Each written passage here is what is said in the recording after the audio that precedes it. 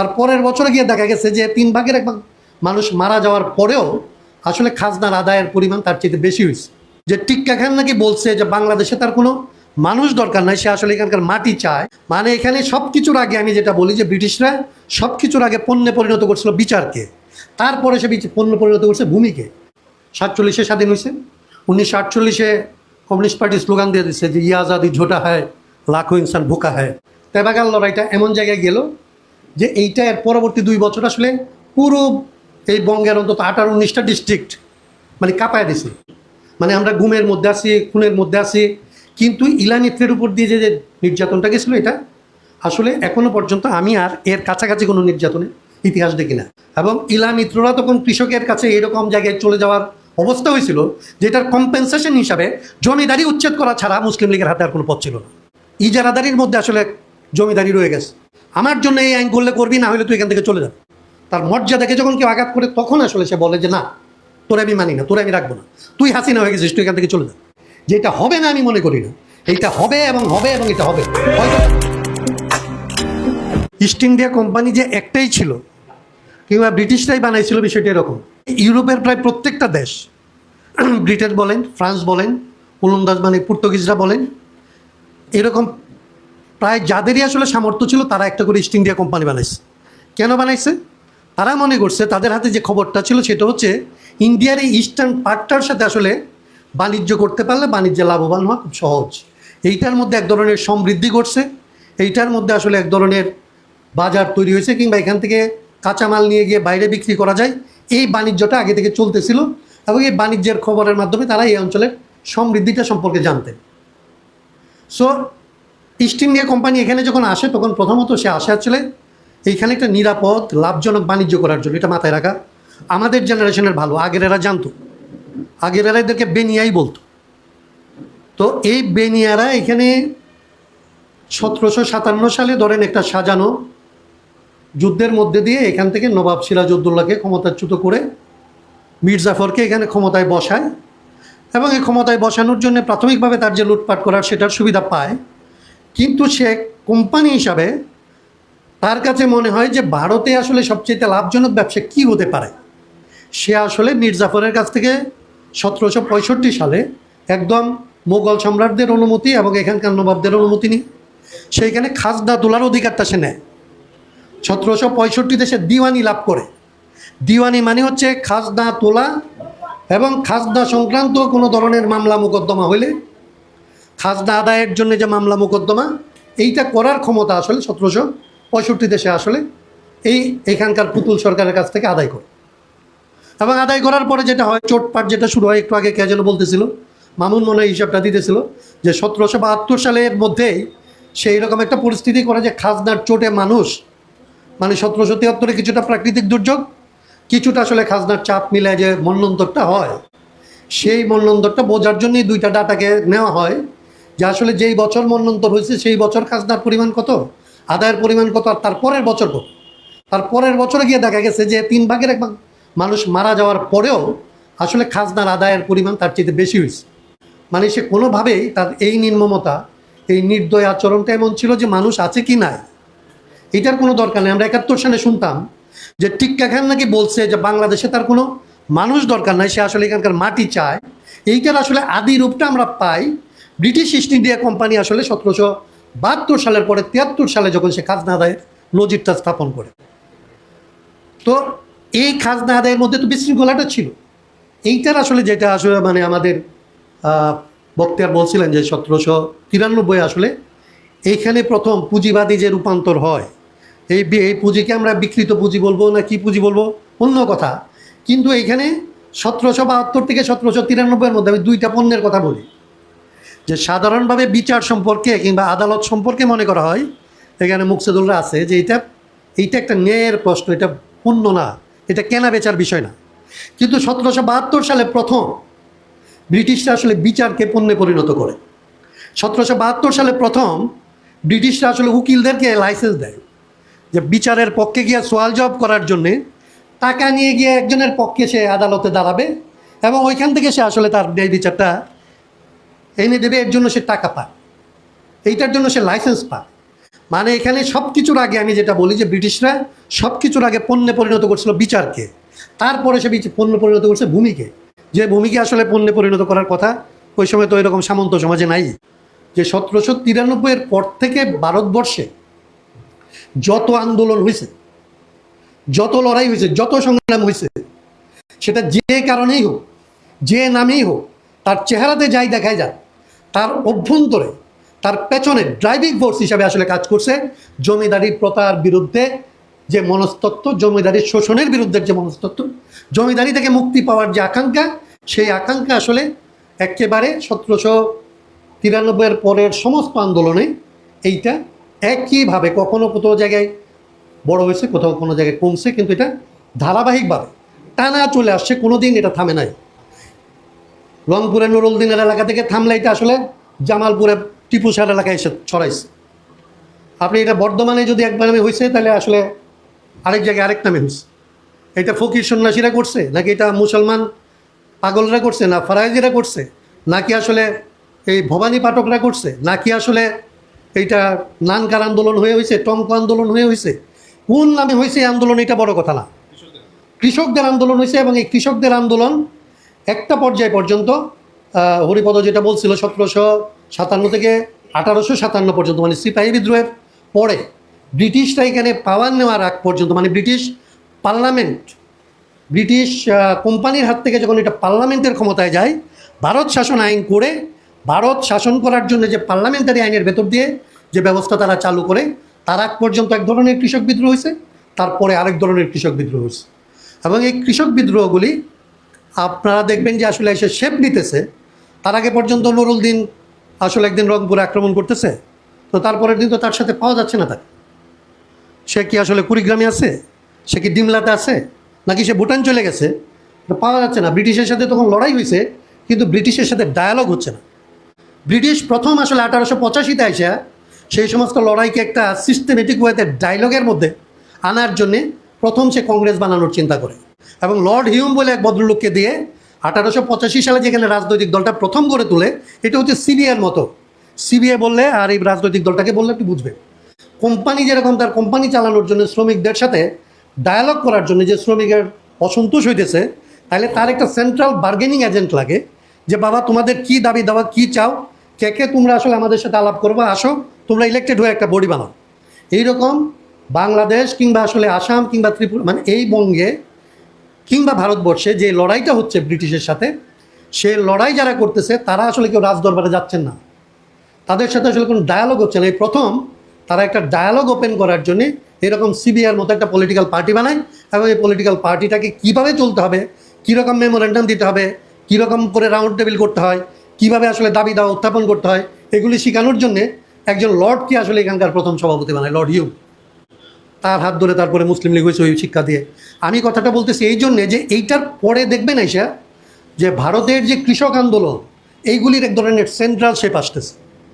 নিখিলবঙ্গ প্রাদেশিক কৃষক সভা কি নিখিলবঙ্গ প্রাদেশিক কৃষক সমিতি এইরকম শেপ নিচ্ছে, এবং একটা বড় বড় সমস্ত কৃষক আন্দোলনগুলি অন্যরকম দানা বাঁধতেছে। সেইগুলির মধ্যে ধরেন আপনি দেখবেন যে তার আগে এখানে নীল বিদ্রোহ তো একটা বড় অংশ, আপনারা জানেন নীল বিদ্রোহ হয়েছে এখানে। আমি যেটা দেখি যে এই যে কৃষক আন্দোলন হচ্ছে 1917-তে তো ধরেন বিপ্লব হয়ে গেছে রাশিয়া, মানে দুনিয়ার মধ্যে একটা অন্যরকম ঘটনা ঘটতেছে। কিন্তু কমিউনিস্টদের কাছে কৃষি প্রশ্ন, ভারত প্রশ্ন যেরকম একটা জটিল প্রশ্ন, কৃষি প্রশ্ন, কৃষক প্রশ্ন এরকম একটা জটিল প্রশ্ন। কমিউনিস্টরা কিংবা মার্ক্সবাদীরা যেহেতু ইউরোপে ছিল, সে তো আসলে তত্ত্ব ঘাটাঘাটি করে দেখছে যে সবচেয়ে অগ্রসর শ্রেণী হচ্ছে শ্রমিক শ্রেণী। তো বিপ্লবের নেতৃত্ব শ্রমিকদের হাতে, শ্রমিকদের বাইরে কৃষকদের অবস্থা কী হবে, এটা একটা তাত্ত্বিক প্রশ্ন। যে দেখবেন যে একমাত্র চীনের পার্টি একটা প্রবলেমে পড়ছে, এবং এটার একটা সলিউশন, সে একটা দীর্ঘস্থায়ী যুদ্ধের ভেতর দিয়ে কৃষক সমস্যার একটা সমাধান। এবং এটা আমাদের পরে 1949 সালে তার বিপ্লব, আসলে 18-20 বছরের লং মার্চ করে গিয়ে আসলে বিপ্লব সফল হওয়ার পরে আমরা আসলে কমিউনিস্ট লিটারেচারে দেখি কিংবা কমিউনিস্ট বিপ্লবের ইতিহাসে দেখি যে চীনে একটা এগ্রারিয়ান রেভলিউশন হয়েছে, এবং কৃষকরা সেখানে আসলে নেতৃত্ব দিচ্ছে। ভারতবর্ষে এই অভিযোগগুলি আছে যে 1929 সালে ধরেন শেরে বাংলা নিখিলবঙ্গ কৃষক সমিতি কি কৃষক প্রজা সমিতি বানায় ফেলছে 1929 সালে। কমিউনিস্ট এই সমিতি বানাইতেছে আসলে 1936 সালে। 1937 সালে ধরেন এই কৃষক সমিতিরে শেরে বাংলা কৃষক প্রজা পার্টিতে রূপান্তরিত করে ফেলছে। মুসলিম লীগের সাথে সে ফাইট করে 1937 নির্বাচনে এইখানে মানে মুসলিম লীগের চাইতে বেশি সিট নিয়ে সে কোয়ালিশনের নেতৃত্ব দিচ্ছে, গভর্নমেন্ট করে ফেলছে। মানে কৃষি প্রশ্নে সে 38 আইসা এখানে জমিদারি থাকবে কি থাকবে না এটা নিয়ে ফ্লাউড কমিশন করে দিচ্ছে। এবং ফ্লাউড যে রিপোর্ট দিচ্ছে এর মধ্যে 3টা প্রধান জায়গা আসতেছে, যে জমিদারি প্রথা উচ্ছেদ হইতে পারে, তেবাগা হইতে পারে, বর্গার একটা অধিকার থাকতে পারে, এরকম ধরেন 2-3টা জিনিস। 3টে বিষয়ের মধ্যে আপনি দেখবেন যে কমিউনিস্টরা চুজ করতেছে তেবাগাকে, সে তেবাগার পক্ষে আসলে অবস্থান নিতেছে। শেরে বাংলা যখন কৃষকদের এখানকার আন্দোলনের পায়োনিয়ার বলা হচ্ছে, এরকম মনে করা হয় যে তাকে বিট করার জন্যে, তার চাইতে কৃষকদেরকে তাদের অন্যান্য রাজনৈতিক দলের সাথে রাখার জন্যে কমিউনিস্টরা যেরকম এরকম কি বলে যে কৃষক প্রজা সভা আর কৃষক সভা করতেছে, মুসলিম লীগও আসলে কৃষকদেরকে তার পক্ষে টানার জন্যে জমিদাররা তার বিরুদ্ধে, জমিদারি প্রথার বিরুদ্ধে এখানকার অনেকেই, মুসলিম লীগের তো অনেক জমিদার আছেই, নবাবরা তো কোনো পর্যন্ত নেতা। খুব ইন্টারেস্টিং একটা ইনফরমেশন আছে, 1948 সালে মওদুদি সাহেব জেলে ছিলেন। এবং মওদুদি জেলে থেকে মাসলায়ে কিমিয়ার জমিন এরকম একটা বই লিখছিলেন, যে বইয়ের জমিদারি প্রথার পক্ষে উনি কথা বলছিলেন। উনি জমিদারি প্রথার পক্ষে বলছিলেন এই কারণে যে উনি বলছিলেন যে ইসলামের জমির আসলে কোনো ধরনের সিলিং করা হয়নি। জমিদারি প্রথার যে সিলিং, মানে জমিদারি প্রথা উঠাই দিলে যে আপনি কারো উপরে সিলিং দিতেছেন যে এর উপরে আপনি যাইতে পারবেন না, তো মওদুদি সাহেব যে মাসলাটা দিলেন জমি সম্পর্কে, সেইখানে তিনি বললেন যে না, জমির উপরে ইসলাম এরকম আল্লাহ এরকম কোনো সিলিং করার অধিকার কাউকে দেয় নাই, এটা ইসলাম বিরোধী। এবং এই বই, এই পুস্তিকা লক্ষ লক্ষ কপি তখন পশ্চিম পাকিস্তানের জমিদাররা সারা পাকিস্তানে ছড়াইছে।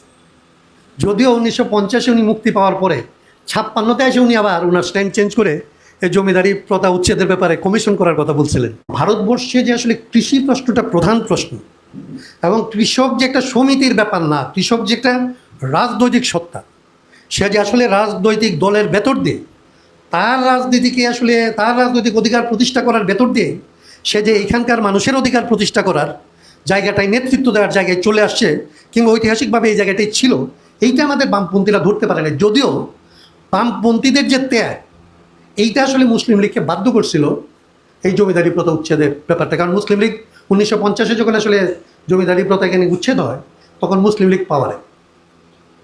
কিন্তু আপনি দেখেন 1950-এর আগে 1947-এ স্বাধীন হয়েছে। 1948-এ কমিউনিস্ট পার্টি স্লোগান দিয়ে দিচ্ছে যে ইয়ে আজাদি ঝোটা হয়, লাখো ইনসান ভুকা হয়।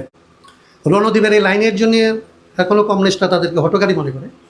বাট এই লড়াইটা এখানে এরকম হয়েছিল যে আমাদের মুখসের যেরকম বলতেছিল যে আসলে এখানে দেখা যাবে যে হাজী দানেশ যে আসলে নেতা হইল, তেবাগার আন্দোলন আসলে তার এলাকার মধ্যে তেবাগার লড়াইটা এমন জায়গায় গেল যে এইটা এর পরবর্তী 2 বছর আসলে পুরো এই বঙ্গের অন্তত 18-19টা ডিস্ট্রিক্ট মানে কাঁপায় দিছে।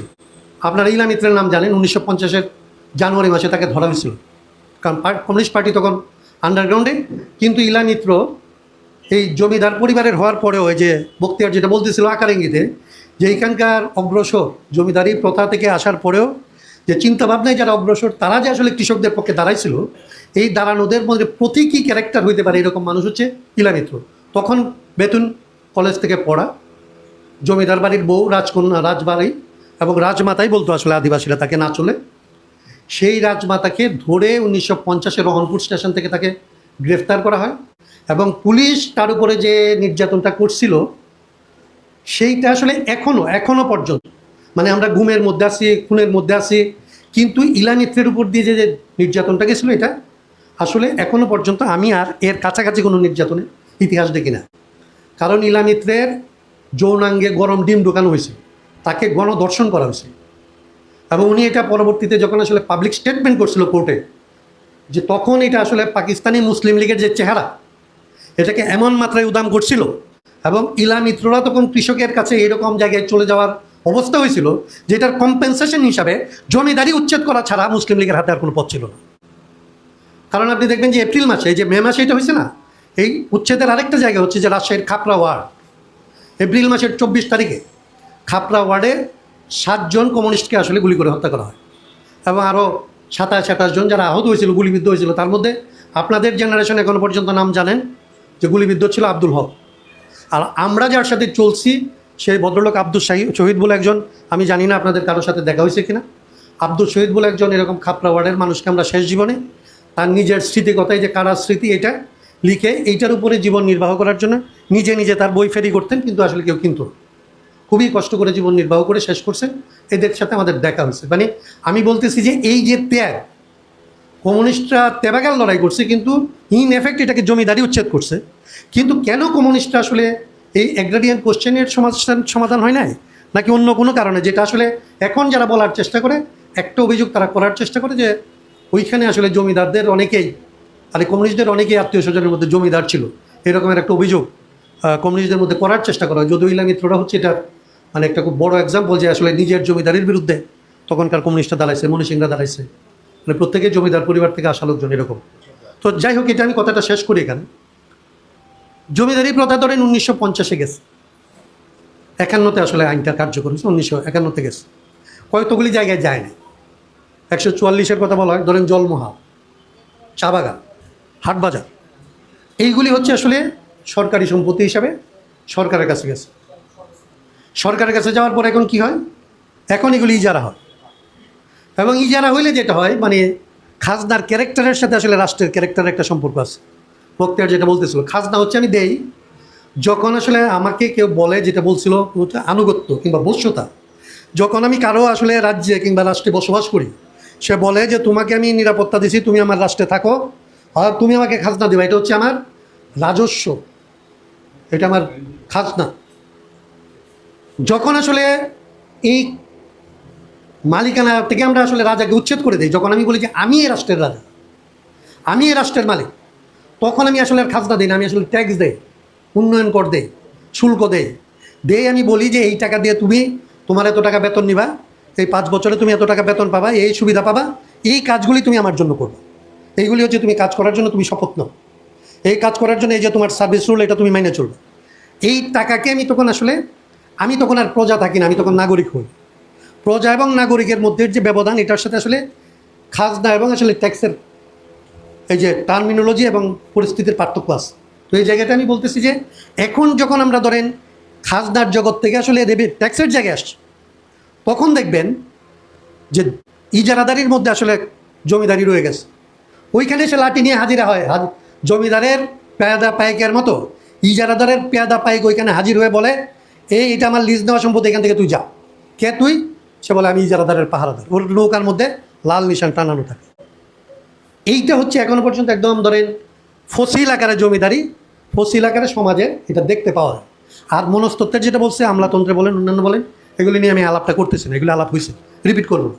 কিন্তু আমি যেটা বলতে চাই, যে আলাপটা বলতে চাই, যে কারণে আজকে এটাকে, এই দিনকে আমরা আসলে উদযাপন করতে চাই, 75 বছর, এইটা তো আসলে যত বড় ঘটনা। বাংলাদেশে স্বাধীন হইতে পারলো, বাংলাদেশে একটা বাংলাদেশ হইতে পারলো, আমরা যে আসলে নাগরিক হইলাম, আমাদের যে পায়ের নিচে মাটি আসলো, আমি যে আসলে জমিদারের প্রজা না, এই বোধ আসলে আমাকে এই আইন প্রথম আমাকে দিছে। এবং আমি পায়ের নিচে মাটি পাওয়ার পরে আমি বলছি যে হট, দূর হয় এখান থেকে, এটা আমার দেশ, আমার জন্য এই আইন করলে করবি, না হলে তুই এখান থেকে চলে যাবে। এইটা ততক্ষণ পর্যন্ত আসে না যতক্ষণ পর্যন্ত, এই যে আমাদের বক্তিয়ার বলতেছিল যে যতক্ষণ পর্যন্ত আপনি অধীনস্থ থাকেন, যতক্ষণ আপনি বেশি পরিমাণে ঋণগ্রস্ত থাকেন, ততক্ষণ পর্যন্ত আপনি বিদ্রোহ করতে পারেন। দাসরা বিদ্রোহ করে যখন হচ্ছে আসলে একদম সে জীবনের শেষ প্রান্তে আসে। আর নাগরিক বিদ্রোহ করে যখন আসলে তার মর্যাদার উপরে যখন কেউ হাত দেয়, তার জীবিকার চাইতেও তার মর্যাদার প্রশ্ন অনেক বড়, তার মর্যাদাকে যখন কেউ আঘাত করে, তখন আসলে সে বলে যে না, তোরে আমি মানি না, তোরে আমি রাখবো না, তুই হাসিনা হয়ে গেছিস, তুই এখান থেকে চলে যা, তোরে আমি রাখবো। এই যে বলতে পারা, এটা হচ্ছে আসলে আমাদের নাগরিক হওয়ার সাথে সম্পর্কিত। তো আমি যে কথাটা বলতে চাইতেছি, এই জন্যে আমাদের নাগরিক জীবনে প্রবেশের যে দরজা, আইনগত দরজা, আইনি জায়গাটা, এইটা আসলে এগুলিকে আইন বলা যাবে না। আমি বলি যে আমরা যেগুলিকে আইন মনে করি, এর মধ্যে রাজনৈতিক আইন অনেকগুলি আছে। যে আমাদের রাজনৈতিক লড়াইটাকে আসলে একটা সময় এসে প্রাতিষ্ঠানিকীকরণ করা হয়। ধরেন 6 দফা, এটার লড়াইয়ের পরে গিয়ে ধরেন যখন যুদ্ধ করে তারপর এটা স্বায়ত্তশাসনের বদলে স্বাধীন একেবারে এই জায়গায় আমরা দাঁড় করেছি। 24-এর পরে এরকম একটা জিনিস আমাদের দাঁড় করানোর কথা, এই চেষ্টা এখন পর্যন্ত আমরা ছেড়ে দিছি, এরকম না। আমি যেই জন্য এই কথাটা বলতে চাইতেছি যে আমাদের সামনে ইতিহাস, আমাদের পূর্বের মানুষেরা 150 বছর লড়াই করে যদি আসলে জমিদারি উচ্ছেদ করতে পারে, আমি শেষ যে কথাটা বলতে চাই, 150 বছর লড়াই করে যদি আসলে তারা জমিদারি প্রথা উচ্ছেদ করতে পারে, আমাদেরকে যদি আসলে প্রজা থেকে নাগরিকের মর্যাদা দিতে পারে, আমাদেরকে যদি স্বাধীন রাষ্ট্র আমাদের বানানোর সাহস এবং সুযোগ দিতে পারে, তাহলে আমি মনে করি যে এখন যে বাংলাদেশের রাষ্ট্রটাকে জনগণের রাষ্ট্র বানানোর যে লড়াই শুরু হয়েছে, এইটাই এবার শেষ হয়ে গেছে, এটা আমি মনে করি না। এই লড়াই আজকে ধরেন 18 সাল থেকে ধরবেন, নাকি আমরা 12 বছর আগে থেকে করতেছিলাম এটা থেকে ধরবেন, নাকি আরও আগে থেকে ধরবেন, আমি এটা বলতেছি না। ধরেন 50 বছর ধরেও যদি এই লড়াই যদি ধরেন, বাংলাদেশ হওয়ার পরে এই রাষ্ট্র যে আমাদের হাত থেকে চলে গেল, ব্যাহাত হইল, এই রাষ্ট্রকে আমার হাতে আনার জন্য, এই ঘোড়ার লাগাম আমার হাতে নেওয়ার জন্যে 150 বছর আমাদের পূর্বপুরুষরা লড়াই করে যেরকম জমিদারি উচ্ছেদ করছিল, এই রাষ্ট্রের জমিদারি, এই আমলাতান্ত্রিক জমিদারি, এই যে জমিদারি এখানে বসছে, যে আমার উপরে, আমার শরীরের উপরে খাজনা নেয়, আমার শ্বাস ফেলানোর উপরে খাজনা নেয়, আমার আসলে শিক্ষার উপরে খাজনা নেয়, স্বপ্ন দেখার উপরে খাজনা নেয়, আমার সমস্ত কিছুর উপরে যে খাজনা নেওয়ার জমিদারি সে বানাইছে, এবং এটাকে যে ন্যায্য পথের বাইরে গিয়ে একটা অন্যায্যতাকে যে সে ন্যায্যতা দিয়ে বসছে, এইটাকে উচ্ছেদ করার লড়াই আমরা জিতব। এই 75 বছর থেকে উচ্ছেদ করি আমরা এই কারণে, আর এই উচ্ছেদের ব্যাপারটাকে আমরা এই কারণে স্মরণ করতে চাই যে 75 বছর আগে আমাদের পূর্বপুরুষরা যে লড়াই জিতছে, এর চাইতে কঠিন লড়াই না আজকে, কারণ এরা আমাদের অর্ধেকের চাইতে বেশি লড়াই শেষ করে দিয়ে গেছে, আমাদের নাগরিক বানায় দিয়ে গেছে, আমাদেরকে রাষ্ট্রের মালিক বানায় দিয়েছে, আমাদের জমির মালিক বানাইছে, আমাকে দেশের মালিক বানাইছে। এখন শুধু দেশটাকে আমার পক্ষে আনার ব্যাপার, এই প্রতিষ্ঠানগুলিকে আমার পক্ষে আনার ব্যাপার। এই কাজটা আগের চাইতে অনেক সোজা, এবং এই কাজটা আসলে কেউ কেউ বলতে চায় যে এই দেশে কোনোদিন হবে না। এই মুক্তিদের সাথে আমি শেষ পর্যন্ত এইটুকু বিরোধ করতে চাই যে এটা হবে না, আমি মনে করি না। এইটা হবে এবং এটা হবে। হয়তো তার আক্ষেপ থেকে, তার কষ্ট থেকে এটা বলে, যারা আমরা বলি এরা আসলে এটা হবে না বলার জন্য বলি না। আমরা যখন আসলে এটা হয় না এবং যেটা হওয়া উচিত, যখন এটা দেখি যে হয় না, তখন আসলে ক্ষোভ থেকে, মানে দুঃখ থেকে, কষ্ট থেকে এটা বলি। কিন্তু রাজনৈতিক পরিসরে আমরা এই দিনটা আজকে এই জন্য পালন করতেছি, আপনাদেরকে এই গরমের মধ্যে এই জন্যে কষ্ট দিতেছি যে এরকম একটা দিন বাংলাদেশের 50 বছরে আমরা কাউকে উদযাপন করতে দেখি নাই। আমরা এই দিনটাকে উদযাপন করার জন্যে সারা বাংলাদেশের মানুষকে আহ্বান করতে চাই, কারণ এই উদযাপনের ভেতর দিয়ে আমাদের লড়াইয়ের বিজয়গুলিকে আমরা যেরকম 26শে মার্চ, 16ই ডিসেম্বর, 21শে ফেব্রুয়ারিকে যেরকম আমরা উদযাপন করি, এরকম 16ই মেও আমাদের উদযাপন করার একটা বিষয়। এবং এই উদযাপন হচ্ছে আসলে বিজয়ের উদযাপন। এই লড়াই আমরা যে জিতি, এই ইতিহাসকে উদযাপনের ব্যাপার।